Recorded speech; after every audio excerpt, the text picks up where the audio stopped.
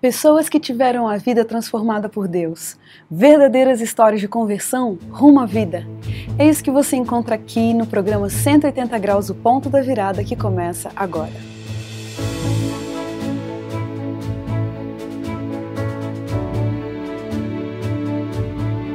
Quando sentimos o toque de Deus na vida, uma mudança acontece.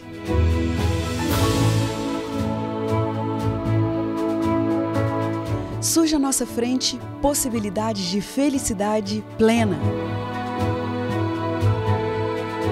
O toque de Deus restaura, renova, refaz.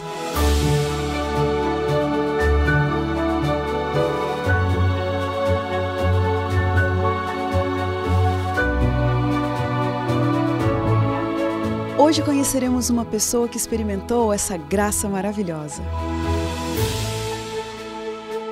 Ela vai nos contar sobre essa mudança de 180 graus que lhe trouxe paz.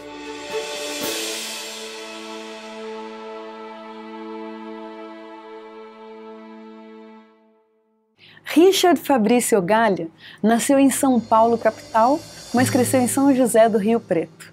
Como filho único, teve uma infância difícil, vivendo momentos em que só não passaram fome por providência de Deus. Mas ao entrar no mundo da dança, logo destacou-se. Encantou a muitos, arrancou aplausos, reconhecimento, ganhou fama. Ganhou o Brasil e depois de ter sido campeão brasileiro de dança de rua, às vésperas de ir participar do campeonato mundial, que seria na Alemanha, dentro de uma boate ouviu a voz de Deus e resolveu mudar de rumo. Com todas as portas da vida e do sucesso escancaradas para si, ele decidiu abandonar a vida de dançarino para se entregar integralmente a Cristo e sua causa. Dá para acreditar? Que força foi essa que mudou completamente a cabeça desse rapaz? Richard, que prazer pra gente ter você aqui. Veio lá do Paraná, de Ponta Grossa, não é isso? Curitiba. De Curitiba. Só para prestigiar o nosso programa, muito obrigada. Prestígio mesmo. Na verdade, o privilégio é todo meu de participar desse programa. Imagina. Aqui, um objetivo único. Richard, contextualiza pra gente um pouquinho a sua infância. Bom, eu sou filho único, como você já disse, né? Nasci em São Paulo, a gente rodou durante muito tempo, assim, fomos para Goiânia, para Dracena, moramos em várias cidades, por causa do trabalho do meu pai, né? E aí paramos ali, quando eu tinha meus 5 anos de idade, em São José do Rio Preto, e eu só saí de lá para vir para o colégio para estudar. E a questão da condição financeira? Não era fácil, né? Meu pai era viajante, mas infelizmente ele quase não trazia dinheiro para casa. A minha mãe se viu, quando eu tinha 8 anos de idade, se viu obrigada a trabalhar fora, né? E a partir dali a vida melhorou. Mas houve situações muito difíceis, assim, que ela não tinha dinheiro nenhum, a gente às vezes dependia da minha avó, que morava em São Paulo, uma ligação. Minha avó conta histórias, assim, que até hoje emocionam, assim. Né? Eu no telefone pedindo uma laranja, que não tinha uma laranja em casa. Olha. Então foi uma situação difícil, mas não foi insuportável. A providência divina foi incrível. Que bom. E com relação à educação religiosa, que envolvimento que sua família tinha com religião? Olha, posso dizer que nasci na igreja, como um adventista, né? Só que meu pai, logo na gravidez da minha mãe, se afastou da igreja. A minha avó faleceu nessa ocasião, né? E meu pai se afastou da igreja. A sua avó, mãe do seu pai? Mãe do meu pai, né? E aí, então, a minha mãe ficava indo e vindo, né? Indo e vindo da igreja, até por pressão do meu avô materno, o pai dela. Os dois eram de famílias adventistas? Tanto seu pai quanto sua mãe? A família da minha mãe chegou a ser da igreja durante algum tempo, mas justamente por causa dessa pressão do meu avô, né, acabaram se afastando. Agora a família do meu pai é enorme, assim, na igreja. Muitos estão na igreja hoje. E quando sua mãe estava grávida de você, seu pai se afastou? Meu pai se afastou. Infelizmente, acabou usando uma série de desculpas, né? Para se afastar e só veio tomar uma decisão na última semana de vida dele. Olha só. Meu pai faleceu com 48 anos de idade. Muito novo. Isso em 2009, então já vai fazer 5 anos esse ano, o falecimento. Mas a última semana de vida foi, assim, primordial, para mim principalmente, né? Foi uma situação muito difícil. Richard, como que aconteceu o seu envolvimento com esse mundo da dança? Bom, 12 anos de idade. É o marco. 12 anos de idade, né? Os pais não estavam na igreja. O meu avô, ele vinha de São Paulo, da capital, que dá 450 quilômetros de distância, e ficava 15 dias ali, 15 dias aqui. Quando ele estava ali, ele me levava à igreja. Quando ele não estava, eu ficava por conta. Até comprou uma bicicleta para mim, para eu ir até a igreja, que não era muito distante. Né? Mas com 12 anos de idade, para você ficar sozinho na igreja, você precisa ter muito apoio, muito envolvimento. Né? Embora eu gostasse da igreja, né, eu costumo dizer que desde os 8 anos de idade, com 8 anos de idade eu fui minha primeira semana de oração. Né? Uma igreja pequenininha em São José do Rio Preto, no Jardim Jandira. Olha. Né? Mas ficou difícil. Ali, eu me afastei, os amigos sempre cobravam, você não pode ir a lugar nenhum, mesmo com 12 anos de idade, né? Você não pode brincar com a gente. Aí comecei a andar de skate, comecei a andar de bicicleta com o mesmo grupo, nós andamos de patins juntos, na época surgiu o roller, né, o patins inline. Mas o contexto desse pessoal era sempre rua, música de rua, o rap, né, que faz parte do que eles chamam, né, cultura hip hop, que engloba um monte de coisas. E chegou ao ponto de dançarmos, começamos a dançar, dança de rua. Né. Eles já dançavam há mais tempo, gostavam, eu acabei me envolvendo. E com 16 anos de idade, já amigo mesmo deles, eu vim morar em São Paulo, na capital, fiquei um ano ali, entrei em contato com as pessoas, os pioneiros da dança de rua no Brasil. Olha. Conheci esse pessoal, comecei a levá-los, fazer os contatos e levá-los a São José do Rio Preto. Voltei para lá, porque eu morei só um ano em São Paulo, e na ocasião meus pais se separaram, não queria deixar minha mãe sozinha.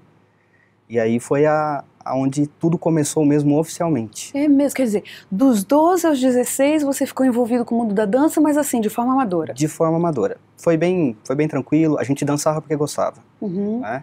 Participava de eventos. E você se identificava com aquele ambiente? Eu me identificava, mas era mais assim, eu sempre fiquei pensando, dançar para mim foi uma experiência, né?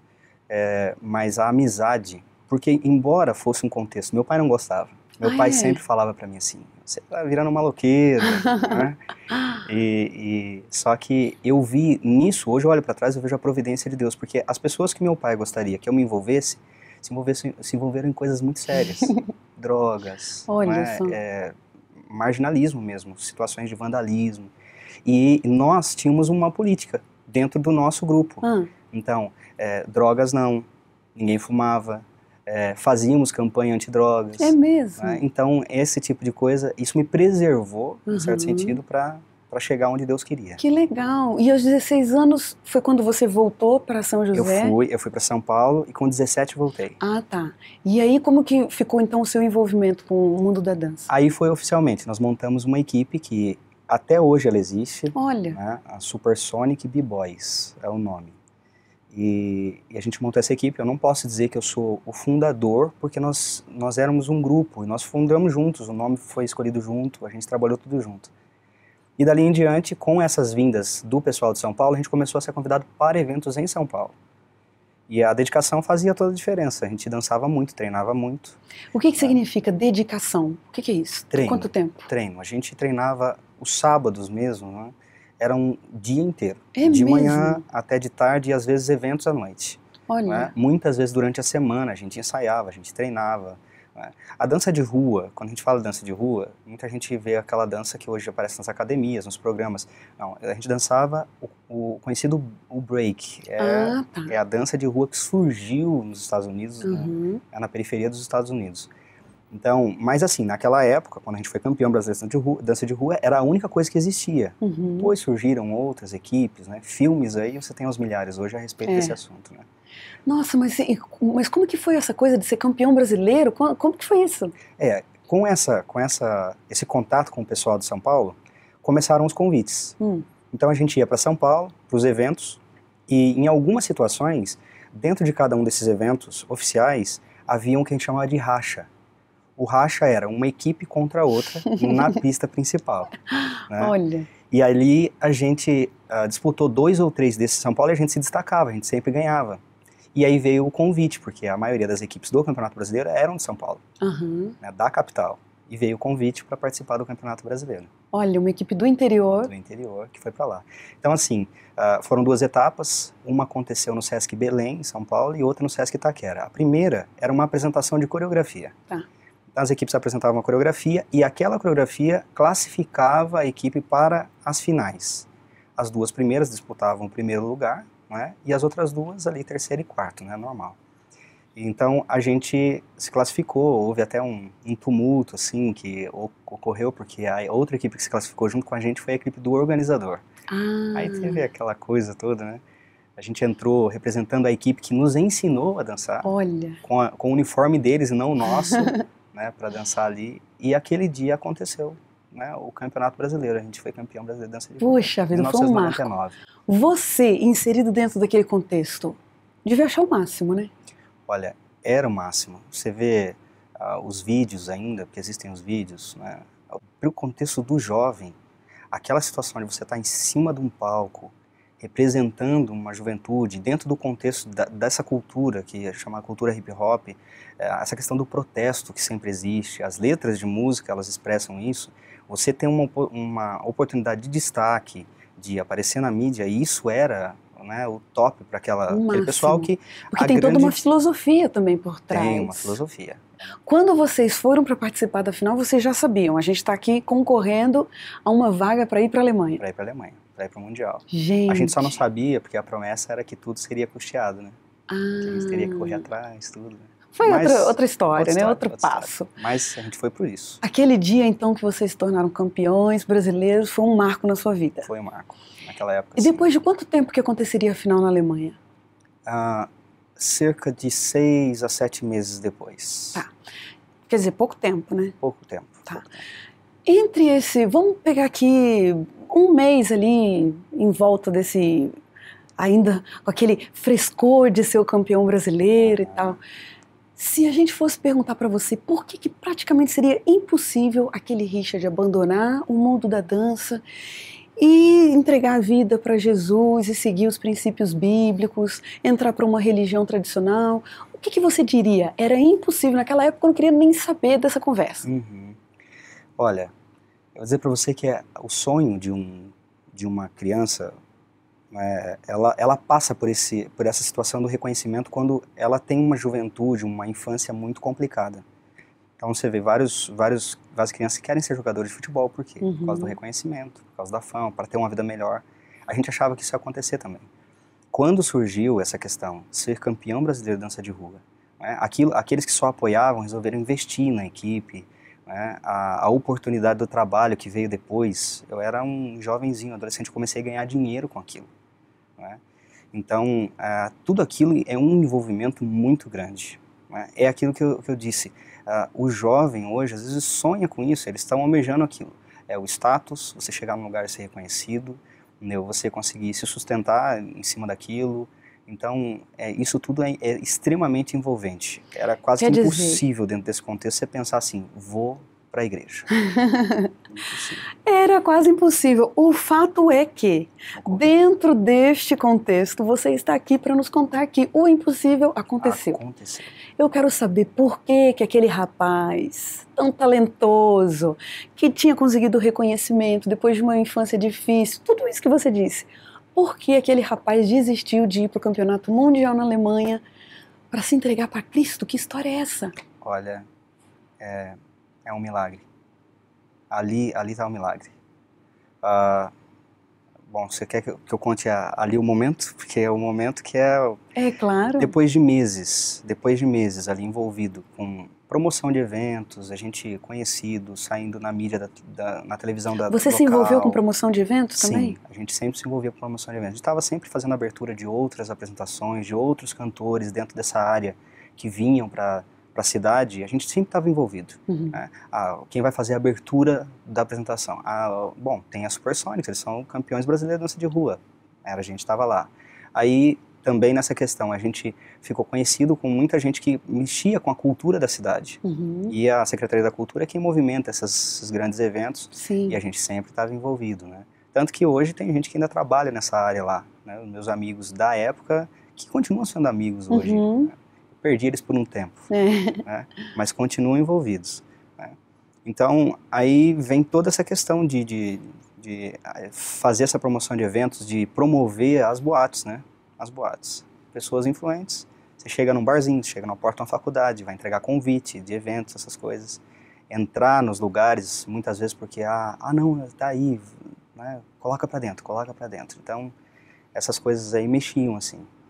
E numa noite de uma boate, uma grande boate na cidade, nós estávamos a ponto daquele momento de abertura, assim, as grandes boates, elas, a gente espera que as pessoas não conheçam isso, né, mas as grandes boates, elas têm aquele momento, assim, ela está aberta, o pessoal chega, o pessoal entra, dança, mas existe a abertura, o momento da abertura. A gente estava prestes ali, aquele momento de abertura, a gente resolveu mudar a música, porque a gente ia dançar naquela noite ali na pista principal, e eu comecei a subir a escada para falar com o DJ. O DJ geralmente fica mais em cima. E no meio da escada, né, faltando 15 minutos para essa abertura, o som da boate parou. E na verdade, assim, eu olhava de cima da escada, mas o pessoal continuava dançando. Eu reparei que... Aconteceu um problema. Mas não era o problema era comigo. Como assim? Porque o som da boate parou mim. Só pra você? O som da boate parou pra mim. E aí eu ouvi nitidamente, falando comigo, como se alguém tivesse... Eu estava numa espécie de transe, assim, foi uma coisa que ocorreu, nitidamente falando comigo, assim, o que você está fazendo aqui? É mesmo, Richard? Você veio pra cá, trouxe um monte de gente pro lugar errado, aí a voz disse assim, olha, vai embora. Olha aqui não só. é o teu lugar, eu tenho um plano pra você. E o som voltou. Quando o som voltou, faltava 15 minutos para iniciar ali pro início. Foi uma coisa extraordinária. Eu olhei no relógio, tinha passado 10 minutos, mas foi coisa de segundos, né, da situação. E aí o meu amigo já estava subindo, já estava olhando ali, e disse assim, olha, o que houve? Você já falou da música? Eu falei assim, não falei. E eu disse, não vou falar, tô indo embora. Disse, mas como você tá indo embora? A gente vai dançar, vai fazer abertura, a noite tá começando. Eu falei, não, eu tô indo embora. Você quer vir comigo? Vem, se não quiser, eu tô indo embora, você vai... Aí ele falou, não, eu não vou. Eu falei, eu não vou voltar pra te buscar depois. Ele falou, não, tudo bem, eu me viro. E eu fui embora, entendeu? Eu fui embora, era um sábado à noite, e naquela noite eu não dormi mais. Gente. Mas o que... Vamos voltar aqui para eu tentar entender o que é ininteligível. Richard, o som da boate parou. Parou, pra mim. Só pra você? Pra mim. Eu cheguei a achar assim, tem alguma coisa errada comigo, porque fica... É algo estranho. É algo estranho. Não tinha como acontecer aquilo. O pessoal continuava dançando. Se todo mundo tivesse parado, porque numa ocasião, num evento como esse, o som da boate para, todo mundo para, todo mundo grita, subia, tal, reclama. Não, mas só parou pra você? Só pra mim. E você acha que foi Deus que falou com você? Olha, eu não tive dúvidas depois do que aconteceu, das coisas que foram ocorrendo. Eu não sabia que era. É. Eu não sabia, naquele momento eu não sabia. Mas você sentiu que você tinha que dar uma pausa, tinha que ir embora. Eu fiquei com medo, né? Fiquei com medo. Eu não dormi aquela noite por medo. Né? Eu queria saber que voz era aquela que tinha falado comigo, aquilo era estranho demais. Mais uma pergunta. Durante esse tempo em que você esteve totalmente envolvido, você teve bases cristãs e religiosas, mas durante esse tempo você estava afastado, 100% afastado, ou você ia à igreja, lia a Bíblia, tinha algum contato com coisas espirituais? Nenhum. Eu me lembro assim, o meu único contato, o meu coração tremia assim nesses momentos. Às vezes a gente estava ensaiando, antes do Campeonato Brasileiro a gente ensaiava no fundo do quintal dos amigos, entendeu? Em lugares lisos, onde a gente podia treinar os passos de dança, as danças no chão mesmo. E muitas vezes, que era sábado, né? Eu via a gente passando com a Bíblia embaixo do braço, eu falava, esse pessoal tá indo pra igreja.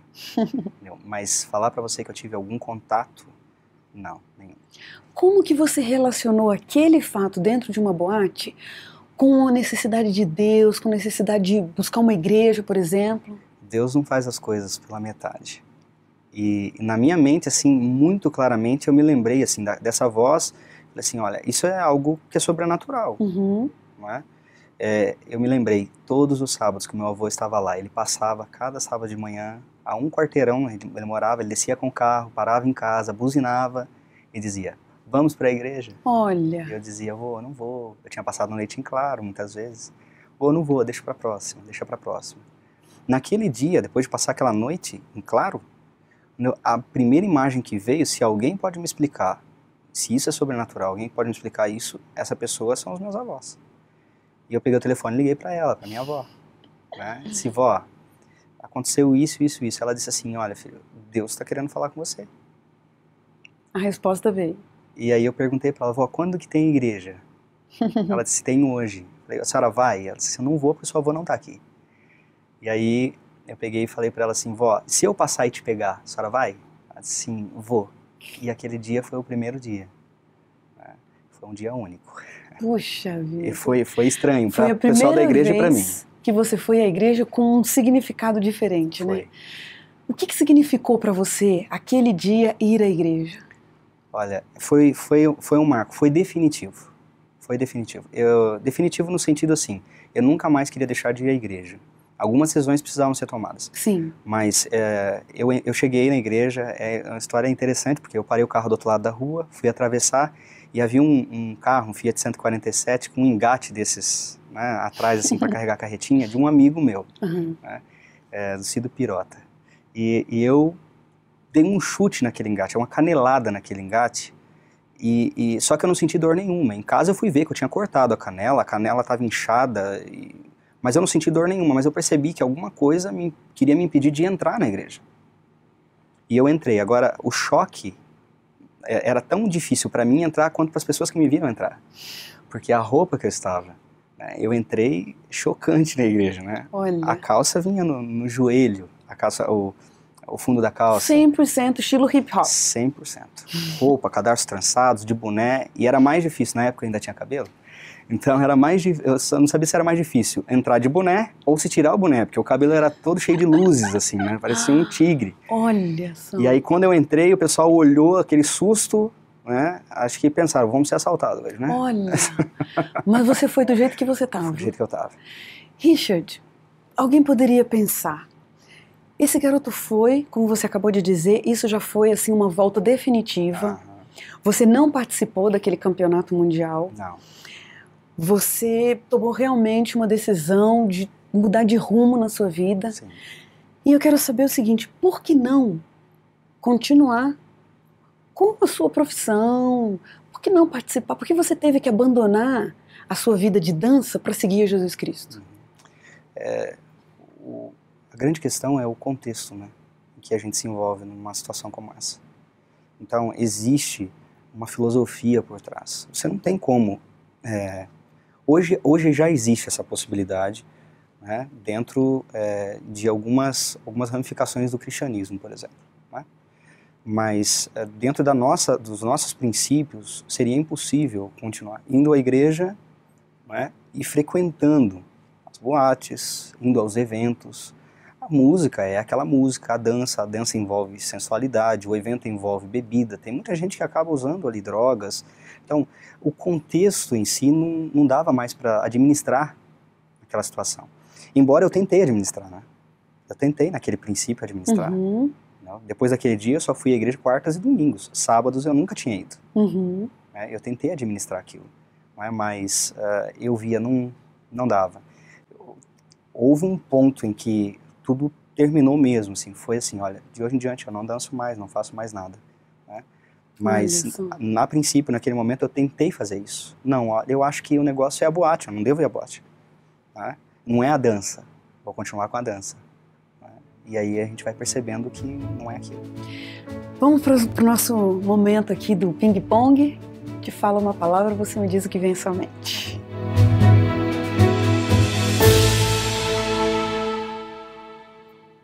O tempo. Tempo é nosso maior privilégio, nossa maior responsabilidade. Beleza. Ela pode ser usada, pode ser a favor. Perdão. Necessidade diária. Um sentimento constante.